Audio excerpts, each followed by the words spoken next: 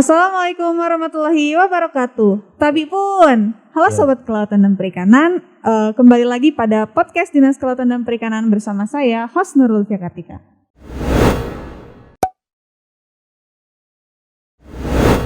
Nah, kebetulan hari ini kita kedatangan tamu dari jauh, yaitu dari pembudidaya air payau dari Pasir Sakti ya. Nah teman-teman, ini adalah seorang petambak udang yang udah lumayan lama nih. Udah lama lah, malah bukan lumayan lama lagi, udah lama bergerak di bidang ini. Mari kita sambut ya Bapak Sulimin. Halo Pak.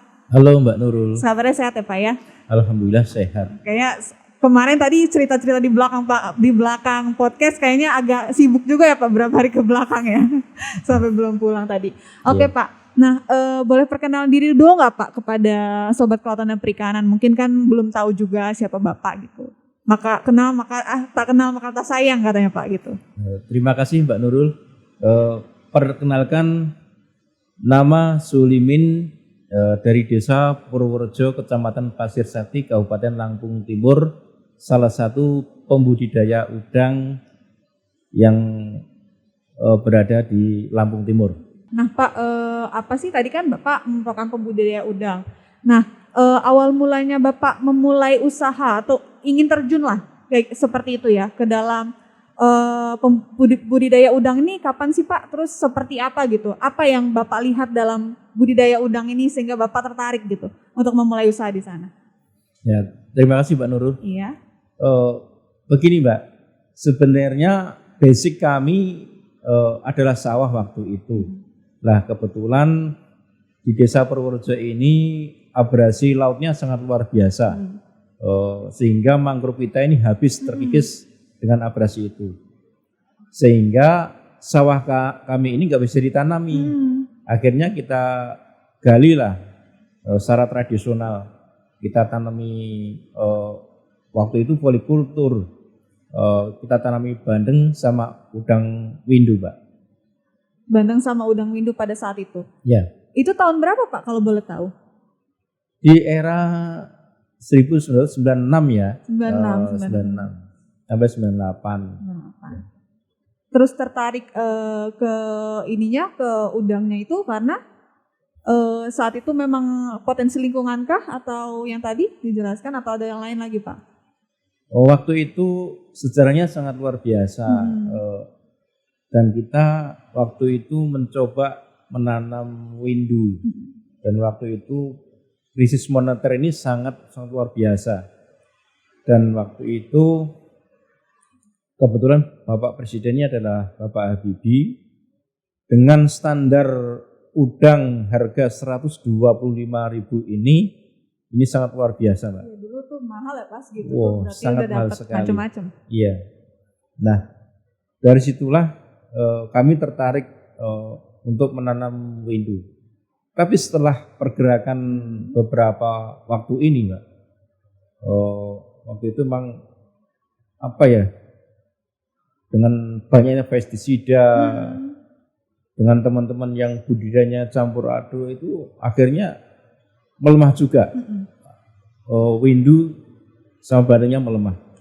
Saya pengen tahu nih Pak juga kan waktu itu pada saat krisis moneter 125.000 ya. Pernah nggak sih Pak sepanjang Bapak perjalanan menjadi pembudidaya udang nih, harga udang tuh turun gitu Pak? Sampai berapa Pak? Pada mungkin tahun berapa gitu? Sampai harga berapa saat itu? Dari 125.000 per kilo standarnya Mbak, itu bisa turun sampai 80.000, 80.000. bahkan sampai 60.000. 60.000 pernah setengahnya Pak ya? Nah makanya itu setelah itu budidaya juga sulit. Budidaya juga sulit. Bahkan kita sempat apa ya? Sempat ya jatuh bangun seperti itu Mbak. Jatuh banget Pak. Itu sudah pasti sering terjadi ya Pak di apa usaha budidaya Pak ya? Oh, iya. Jatuh bangun itu. Terus tuh Pak, kalau misalnya saya boleh tahu nih Pak, untuk 1 tahun sendiri Bapak itu menghasilkan berapa sih Pak untuk produksi udangnya sendiri? Perkiraan aja lah Pak, apa-apa. Kalau di windu ini Mbak, itu sebenarnya kami adalah pemula. Enggak seperti yang Panami sekarang ini. Oh gitu. Kalau waktu itu per hektar tuh cuma 300 sampai 500 kilo itu udah 300 kilo. udah empet-empetan bahasanya kalau Jawanya itu.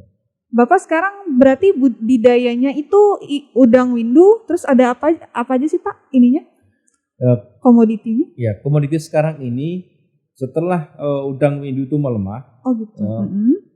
kita ini ada sejarah waktu itu kita ada namanya sosialisasi udang fanami yang dilakukan teman-teman dari Unila waktu itu, termasuk Pak Dr. Supono, Mbak Rara, dan teman-temannya waktu itu dengan pengenalan udang fanami.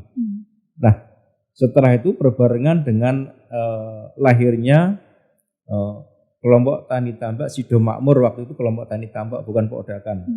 Nah, dan bersamaan tahun itu pula lahir namanya Poklina, kelompok pengelola irigasi perikanan waktu itu lahirnya Poklina. Yang waktu itu programnya namanya program PITAP. PITAP itu pengelola irigasi tambak partisipatif yang sampai sekarang masih berjalan. Jadi ada udang faname sama udang windu sekarang ya Pak ya? Sekarang ini yang tradisional masih windu sama bandeng, tapi yang untuk semi sama intensif kita udah murni fanami, Mbak. Udah murni fanami. Yeah. Tadi kan udang windunya 300 sampai 500 kilo. Berarti tadi udang fanaminya lebih banyak daripada itu, Pak? Enggak juga? Bahkan luar biasa, Mbak. Karena intensif juga, Pak ya tadi iya, kan? Iya. Karena kalau di windu kan pada tebar paling cuma per meter 5 ekor ya. Kalau di faname ini per meter, kalau di Lampung Timur ini di punya kita ini per meter persegi itu kita tebarnya 75 ekor. 75 ekor. Iya. Jauh sekali jaraknya. Jadi panen pun juga alhamdulillah lumayan. Lumayan ya. Nah, terus Pak, ini kan ada udang windu, udang faname tadi. Pangsa pasar dari udang-udang ini Bapak jual kemana saja sih kalau boleh tahu? Apakah lokal atau mungkin di Indonesia atau Bapak ekspor seperti itu Pak? Ya, kalau pemasaran sih sebenarnya nggak ada kendala sama sekali ya. Kami ada pola kerjasama dengan teman-teman yang support kita. Contohnya kayak PT Indomina yang ada di Tanjung Bintang, terus ada BMI, terus ada BMS yang ada di seberang, ada pokoknya banyak Mbak, pokoknya nggak ada kendala sama sekali lah. Menyuplai berarti ya, menyuplai ke perusahaan-perusahaan seperti itu ya Pak ya? Iya Mbak. Nah kalau misalnya untuk jual sendiri gitu Pak ada Pak pembelinya atau memang cukup hanya untuk supply ke perusahaan saja yang kerjasama? Iya sebenarnya cuma supply aja Mbak, kerja sama itunya. Gitu. Oke. Nah terus itu kalau misalnya udah masuk ke perusahaan kan berarti udah ada SOP yang diterapkan dong Pak, udangnya pasti udah ada kualitas sendiri. Nah SOP seperti apa sih Pak yang diterapkan Bapak di tambak Bapak ini? SOP kita ini yang jelas adalah rantai dingin Mbak, mulai dari tambak, terus ke penampungan ke gudang, dan kita sortir, dan akhirnya kita packing, terus kita kirim ke teman-teman yang kerja sama kita gitu.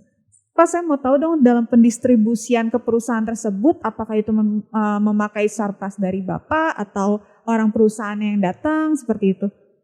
Tergantung permintaan, Mbak. Oh, tergantung permintaan. Ya, tergantung permintaan. Kita kalau permintaan mereka yang panen ya, oke, tapi dalam pengawasan kita gitu, Mbak. Oh, jadi mereka juga bisa panen sendiri gitu ya? Oh, bisa. Oh, gitu. Kalau misal Bapak yang panen juga bisa juga mengantarkan seperti itu ya Pak ya? Oh bisa. Nah terus Pak, tadi kan Bapak juga mengisi webinar bersama Unido. Nah saya mau tanya dong Pak, kalau misalnya bentuk kerjasama dengan Unido GQSP ini seperti apa sih Pak yang di petambak Bapak atau di kelompok Bapak? Mereka ini seperti apa gitu? Bantuan kah atau apa Pak? Kalau kerjasama sih belum ya Mbak. Oh bukan kerjasama sebutnya ya? Cuma gini, mereka kan punya program, bukan program sebenarnya lah, punya SOP lah. Gitu. Makanya kemarin waktu mereka datang ini menawarkan SOP seperti ini. Nah kebetulan SOP mereka ini mirip dengan SOP yang kami lakukan di lapangan. Betul. Akhirnya ya kita menerima gitu Pak. SOP-nya itu berarti dari cara pembudidayaannya hingga cold chain tadi itu ya Pak ya? Oh iya.